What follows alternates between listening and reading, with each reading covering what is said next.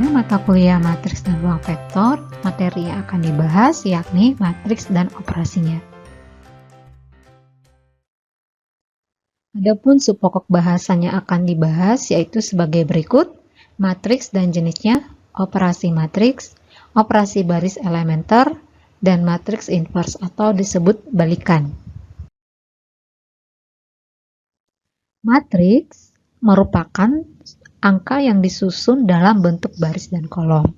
Seperti pada matriks berikut, matriks A terdiri dari komponen A11, A12 sampai A1n berada di baris pertama. Kemudian komponen A12, A22 sampai dengan AM2 itu berada di kolom kedua. Kemudian elemen dari AMN itu merupakan unsur atau entry atau elemen ke MN.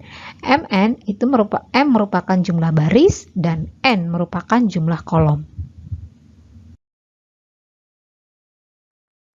Misalkan A dan B adalah matriks berukuran sama. A dan B dikatakan sama dengan notasi A sama dengan B jika AIJ sama dengan BIJ untuk setiap I dan J. A menyatakan elemen pada matriks A, sedangkan B kecil menyatakan elemen pada matriks B. Lalu I dan J-nya menyatakan posisi atau letak pada baris ke I dan kolom ke J. Jenis-jenis matriks, satu yaitu matriks bujur sangkar atau disebut persegi. Matriks bujur sangkar adalah matriks yang jumlah baris dan jumlah kolomnya adalah sama, sehingga dituliskan berukuran N kali N. Contohnya sebagai berikut, matriks B terdiri dari 3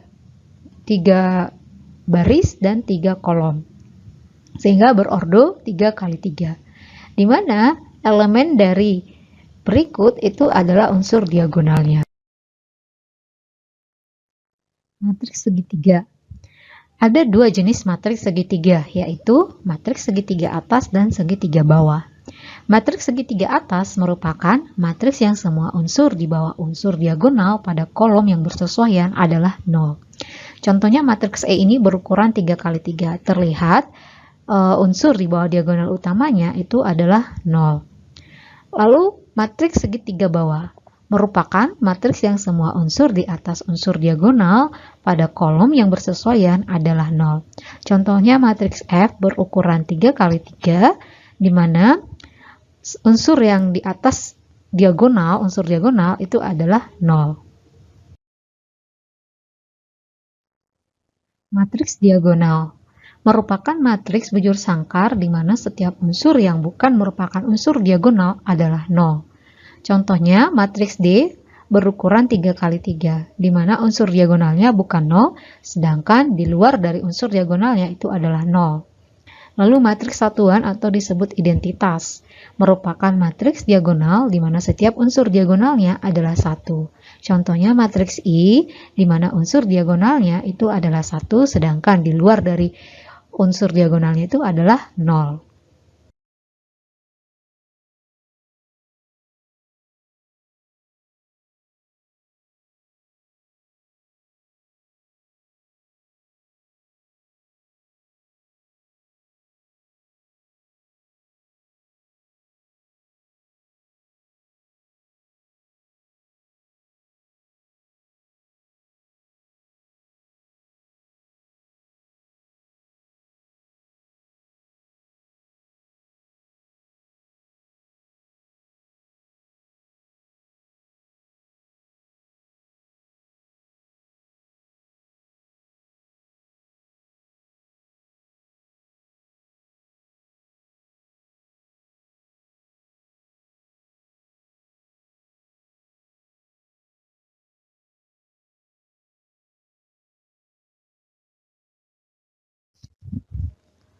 Operasi matriks. Beberapa operasi matriks yang perlu diketahui yakni penjumlahan matriks, kemudian perkalian matriks. Perkalian ini mencakup perkalian skalar dengan matriks dan perkalian matriks dengan matriks. Ketiga, operasi baris elementer.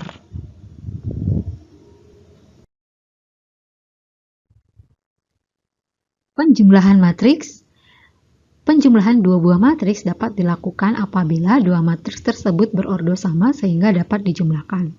Contohnya, kedua matriks ini dijumlahkan di mana matriks yang pertama berukuran 2 kali 2 dijumlahkan dengan matriks yang berukuran 2 kali 2 juga, sehingga akan menghasilkan matriks berukuran 2 kali 2. Prinsip penjumlahan yaitu dengan menjumlahkan elemen yang seletak.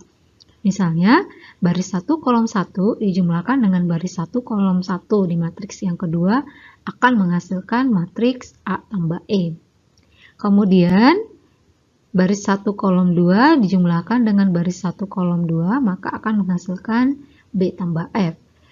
Kemudian berikutnya, baris 2 kolom 1 dengan baris 2 kolom 1 menghasilkan C tambah G.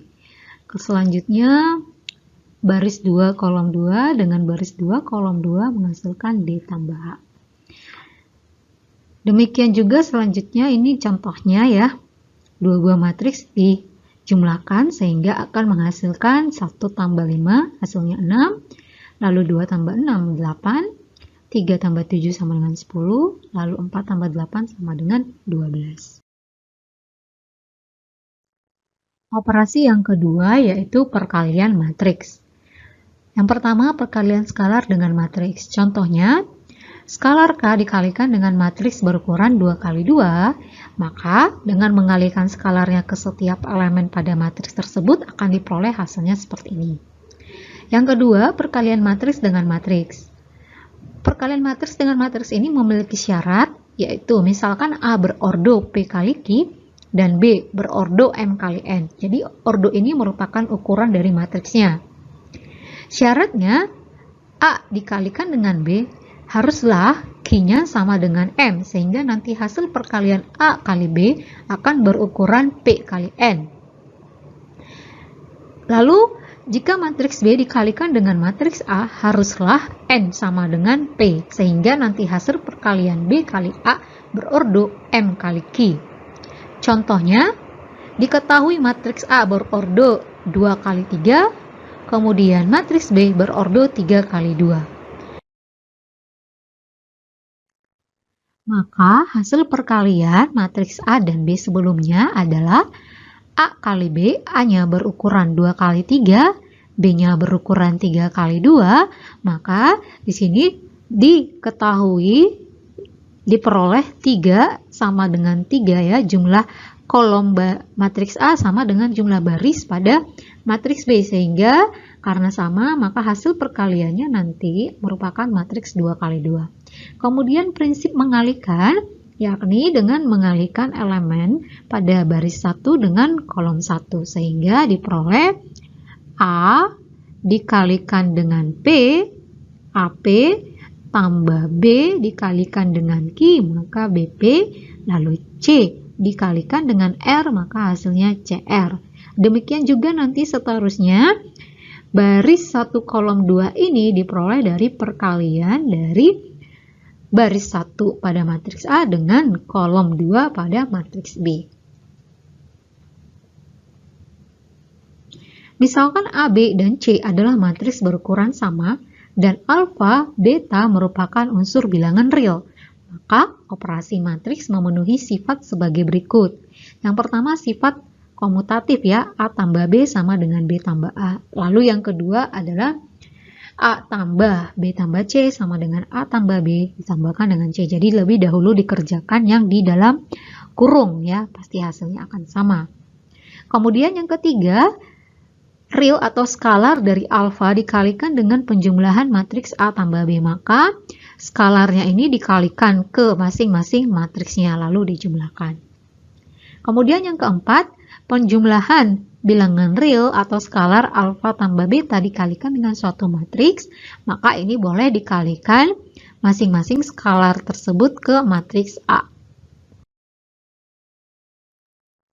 Berikut contohnya, diberikan suatu matriks A berikut berordo 3 kali 2, maka akan ditentukan A kali A transposnya, kemudian A transposnya dikalikan dengan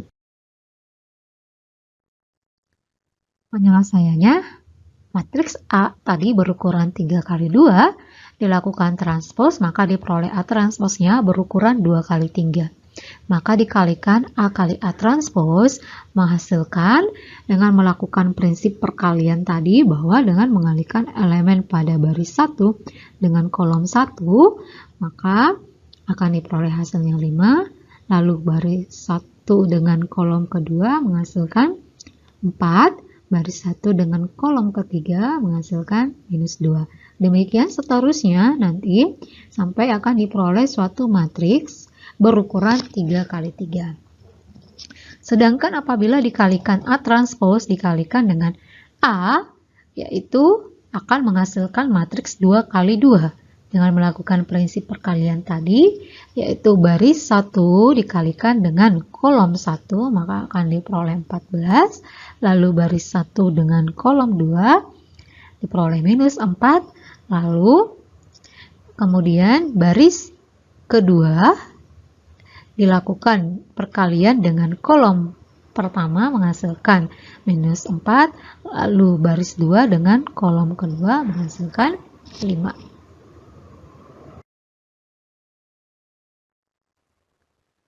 Operasi baris elementer atau disingkat dengan OBE.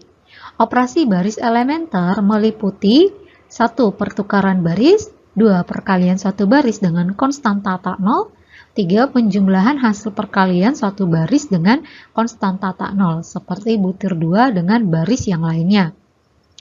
Contoh OBE yang pertama, yaitu pertukaran baris.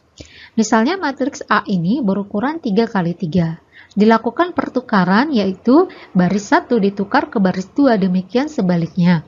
Maka akan diperoleh hasilnya yaitu baris 1 tadi ditukar ke baris 2 ke baris 1, maka akan diperoleh hasilnya seperti ini.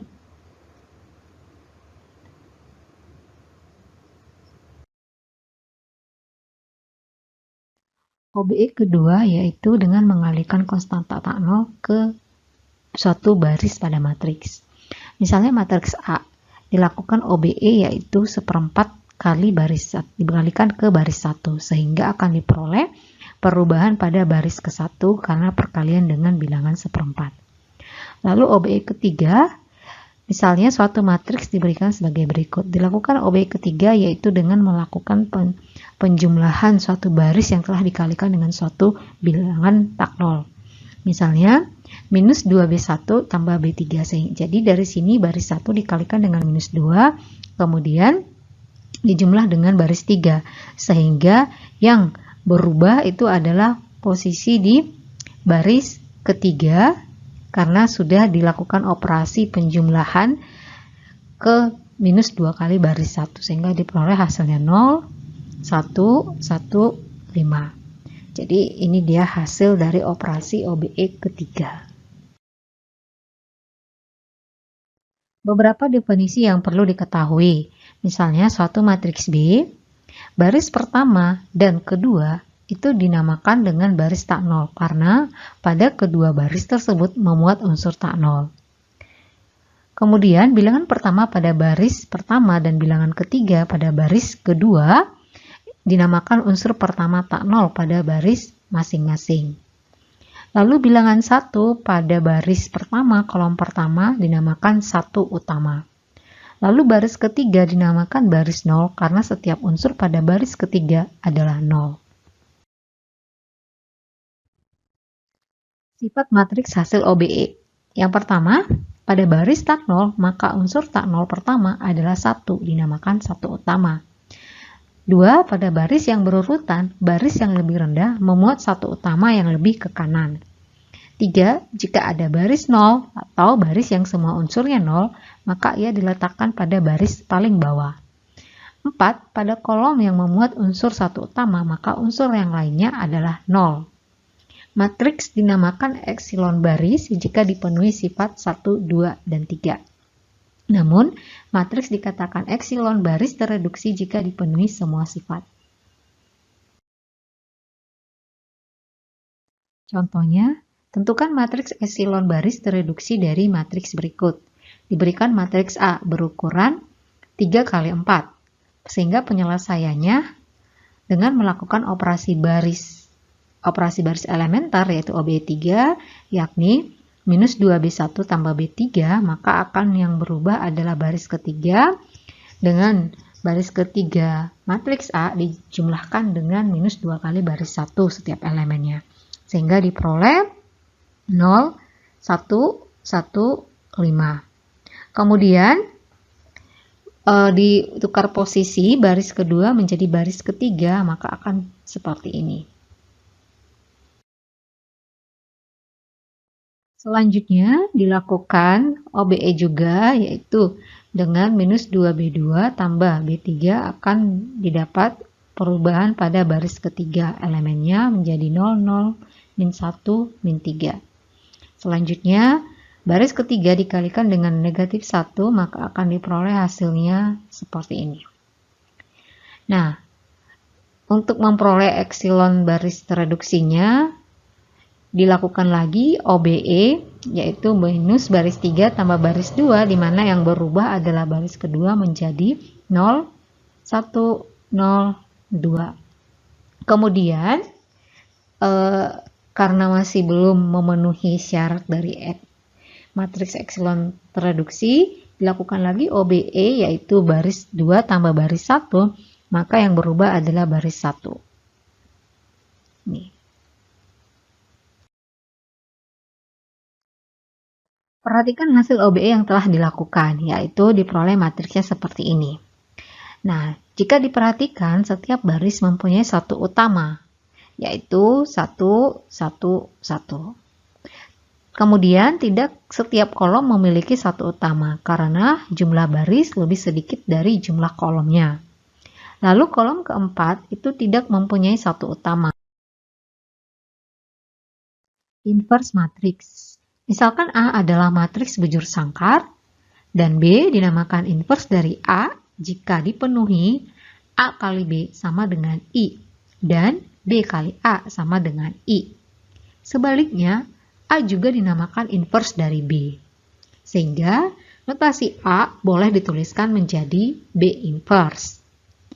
Cara menentukan inverse suatu matriks A adalah dengan prinsip OBE, yakni dengan membentuk matriks A diberi batas dengan identitas. Dilakukan OBE agar nanti posisinya bertukar menjadi I batas dari suatu matriks. Nah, matriks yang ini nanti, si matriks yang diberi ini, yang posisi terakhir ini itu menjadi inverse dari matriks A. Jika OBE dari A tidak dapat menghasilkan matriks identitas, maka A dikatakan tidak punya inverse.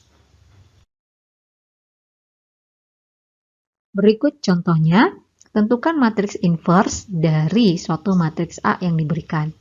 Nah, matriks A ini berukuran 3 kali 3. Jadi ketika menentukan inverse dari suatu matriks, matriksnya itu harus berjenis matriks persegi di mana jumlah baris dan jumlah kolomnya sama.